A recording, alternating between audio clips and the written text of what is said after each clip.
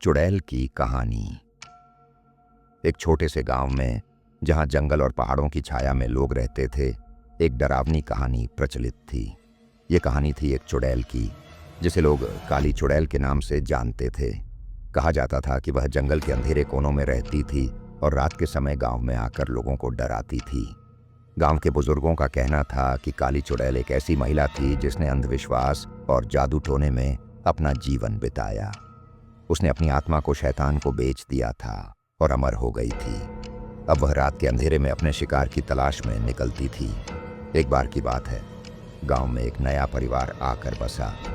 उन्हें चुड़ैल की कहानी के बारे में कुछ नहीं पता था।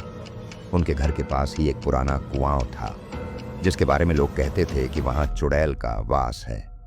नए परिवार की एक जवान लड़की नीतू, जो बहुत ही निडर और जिज्ञासु थी, ने इस कहानी को सुना और उसका मजाक उड़ाया।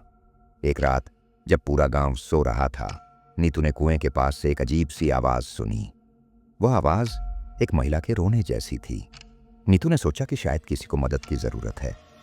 वह अपने घर से बाहर निकली और कुएं की ओर बढ़ी।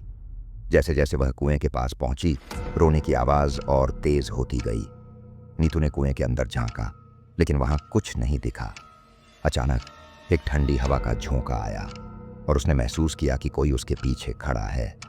वह पलटी तो एक लंबी काली साड़ी पहने हुए एक महिला को देखा। उसके बाल बिखरे हुए थे, आंखें लाल थीं और उसके होंठ काले थे। वह चुड़ैल थी। नीतू ने चिल्लाने की कोशिश की, लेकिन उसकी आवाज गले में ही अटक गई।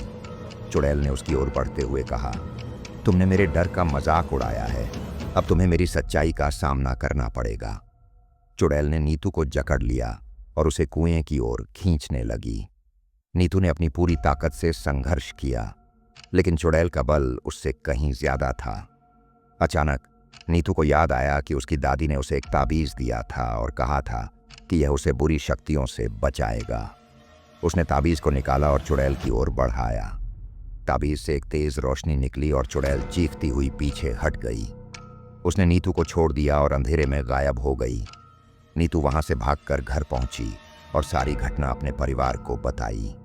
अगले दिन गांव वालों ने मिलकर कुएं को बंद कर दिया और वहां एक पूजा का आयोजन किया। उस दिन के बाद से चुड़ैल कभी दिखाई नहीं दी, लेकिन गांव वाले आज भी कहते हैं कि काली चुड़ैल अभी भी जंगल में कहीं छिपी हुई है और रात के अंधेरे में अपने शिकार की तलाश में निकलती है। तो दोस्तों, यह थी चुड़ैल की डरावनी कहानी।